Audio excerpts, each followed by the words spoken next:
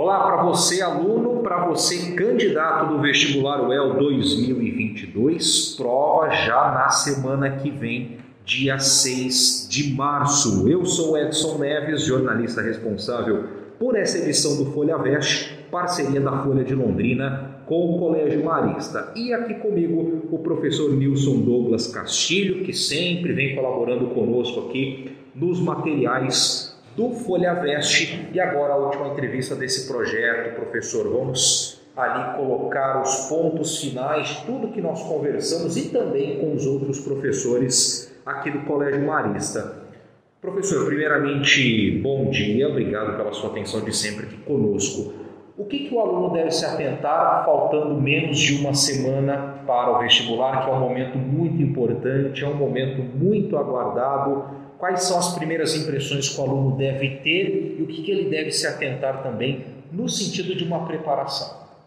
Mais uma vez, obrigado, Edson, pela nossa conversa. Nesses momentos finais, como eu sempre digo, não adianta a gente querer atirar para todos os lados e querer dar conta de tudo.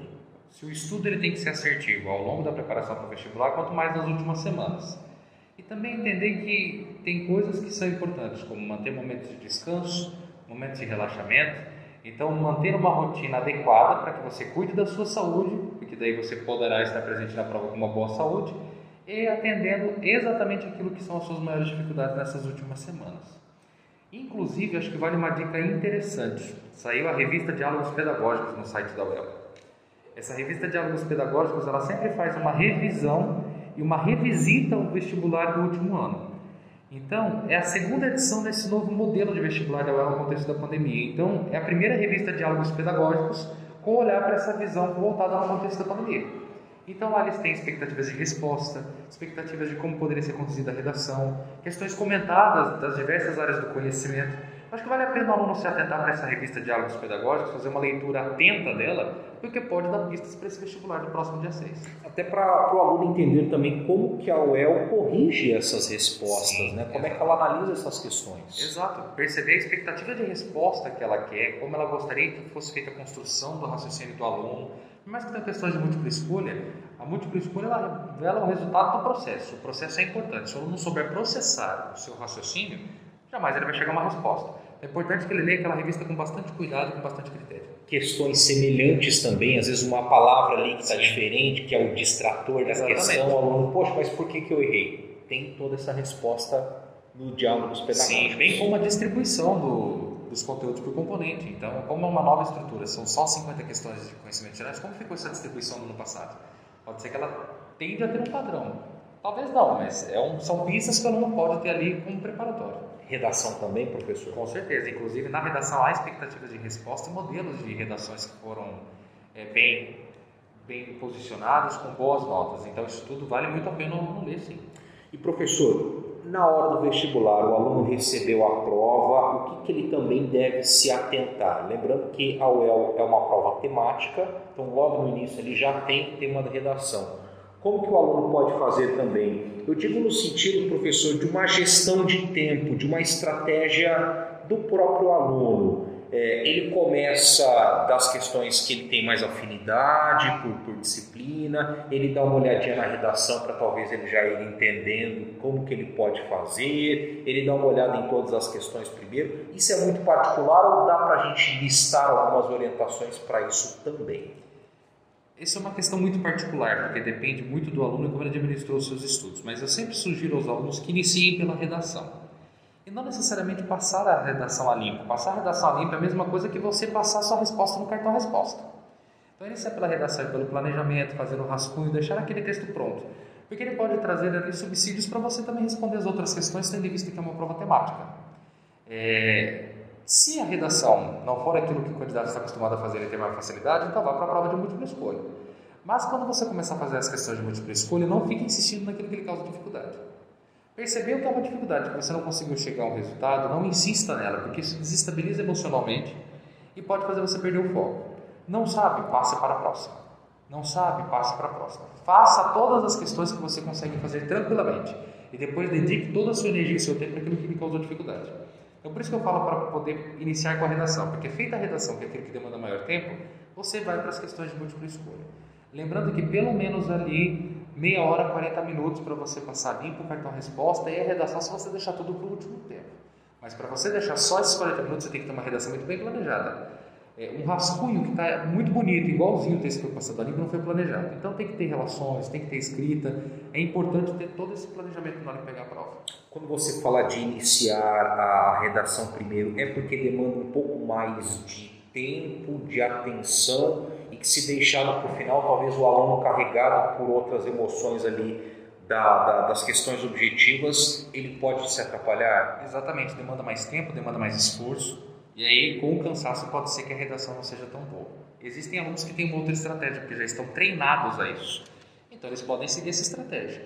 Então isso é uma sugestão, mas cada um entende quais são as suas facilidades. Por isso é importante fazer os simulados, entrar em situações reais de uso da prova, para você se conhecer e entender como vai ser o seu desempenho.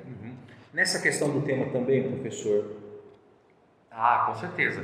Essa questão do tema, tem que entender o seguinte, assim, o tema da redação, ok, ele é um norteador, sempre vai ser bom, mas pensando numa prova temática, o El já usou esse tema como pretexto. Nem sempre uma questão vai estar relacionada direto com o tema. Às vezes tem uma palavra no texto base da questão que ele acha que é temática, mas não está relacionada àquilo ali.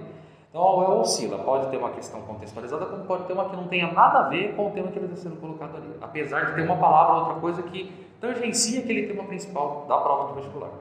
E prestar atenção também na questão como que a gente pode falar, dessa interpretação da leitura mesmo, né? O que a professora Laís disse semanas atrás aqui mesmo para o Folha Veste, né? Porque nós temos os textos de apoio, nós temos o enunciado, o comando e as questões.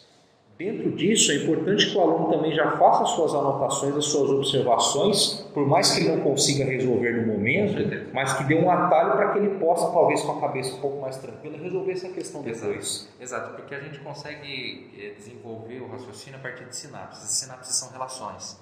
Então, quando eu pego uma palavra, eu levanto algum termo que vá trazer para mim algum sentido, alguma vivência que eu tenho com aquele conteúdo, pode ser que aquilo traga resposta.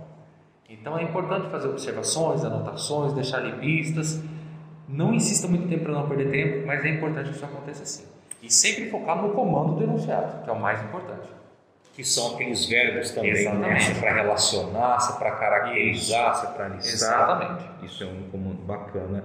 E professor, o que a gente consegue elencar de principais equívocos que às vezes o aluno comete e que isso pode aí até mesmo comprometer uma aprovação ou a nota de corte abaixar um pouco? Ok, a primeira delas é falta de leitura. Por incrível que pareça, alguns querem ganhar tempo às custas de uma má leitura. Então, comecei a ler uma questão. Esse conteúdo eu já sei o que vai me perguntar. Vai lá e responde. E tem muito problema nisso. Pode ser que não seja a pergunta que tenha sido feita para você, porque eu não prestei atenção no comando. Faço aquela leitura dinâmica, entre aspas, nas alternativas e eu já sei mais ou menos o que vai cair. É um grande problema, é a falta de atenção a partir da falta de leitura para poder dinamizar tempo.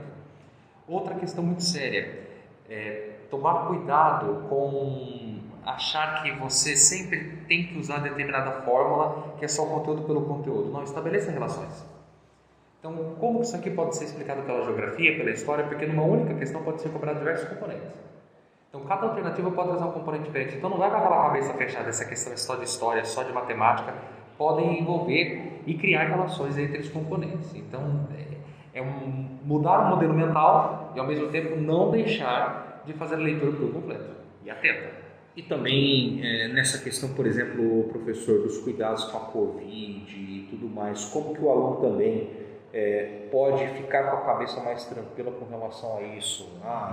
Talvez ver uma sala um pouco mais cheia, talvez ver ali um candidato também que pode não estar seguindo totalmente as regras, focar nele e tentar deixar ali o que está ao seu redor um pouco de lado. A primeira coisa, o candidato tem que fazer a parte dele.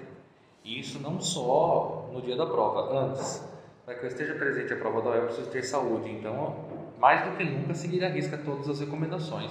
A gente tem que fazer uso de máscara em todos os ambientes que você estará nos dias anteriores à prova, manter o distanciamento dentro do possível. Então, eu preciso estar bem de saúde, então eu vou fazer a minha parte. E entender que hoje, felizmente, uma parcela da população que está vacinada, completamente imunizada. Então, assim, você vai encontrar um público cuja idade já deve estar completamente imunizada. Pode ter um ou outro que por questões diversas não tenha se vacinado, Mas entender que você vai manter a máscara, você vai estar num ambiente em que todos estarão seguindo regras. E que aquele que não cumprir regras também será penalizado. Não será permitido um aluno que não faça uso de máscaras. Então, assim, entender que naquele momento a pandemia não é a prioridade. Ele está com saúde, consegue fazer a prova, demonstra que foi melhor para ele. Professor, na parte de estudo, essa última semana agora, a gente falou dessa questão de procurar relaxar um pouco e tudo mais, o que tinha que estudar já foi estudado, mas o aluno pode de alguma forma listar coisas pontuais para ele estudar, fazer algum tipo de resumo. Bom, isso é importante para ele? Sim, também? É importante, mas fazendo revisões pontuais e assertivas. Então, sendo pontual sem se desgastar demais, que não vai adiantar agora você querer estudar tudo, e assertivo no intuito de entender o seguinte: se eu estou bem em determinado componente, eu não vou me desgastar e me debruçar para ele tanto quanto eu deveria pelo outro. Então, se minha dificuldade é biologia, é ali que eu vou focar. E entender que 2 ou 3 dias antes da prova, esqueça. Não adianta querer se matar de estudar. Tem aqueles alunos que ficam desesperados, e que é um problema muito sério. Haverá plantões de vésperas, né? Então, aqui no Marista nós vamos promover um plantão de véspera, inclusive aberto para a comunidade. É importante participar desses plantões, mas entendendo que eles não vão salvar. Eles talvez deem pistas ou coisas que de última hora ajudem na memorização. É importante participar deles sim, mas entender que eles não são a resposta para uma aprovação de vestibular. Não importa o plantão que seja feito em qualquer outra escola, em qualquer lugar. Muito bem, professor, acho que é isso, né? Para a gente não fazer muito repete também de tudo que a gente conversou. Tem mais alguma coisa que você gostaria de pontuar, de uma orientação, de algum recado final? Fique à vontade. Sempre manter a tranquilidade. O aluno que estudou, que fez a parte dele, precisa manter a tranquilidade e mostrar daquilo que ele deu conta de fazer. Entender que alguns cursos, além da aprendizagem, tem sorte, então não fique sofrendo por antecipação. O emocional faz toda a diferença na hora de realizar a prova. Isso é muito importante. Muito bem, conversamos então com o professor Nilson Douglas Castilho, coordenador de ensino médio do Colégio Marista aqui de Londrina, e a gente encerra então o nosso Folha Veste 2022. Conversamos sobre o Enem, conversamos também sobre o vestibular da UEL. Próximo domingo, então, dia 6 de março, diversos alunos, então, em um momento muito importante, prestando vestibular, claro, em busca de ingressar no ensino superior. Professor, novamente gostaria de agradecer a sua atenção conosco. Muito obrigado por todas as informações, por todas as orientações. Aproveito aqui também para deixar o meu agradecimento para os demais professores aqui do Colégio Marista. Não vou listar todos aqui porque eu posso acabar esquecendo, mas todos os professores que contribuíram com o seu conhecimento também e que a gente pôde levar essas informações para os nossos alunos. Um grande abraço para você e até a próxima parceria Folha e Colégio Marista. Muito obrigado.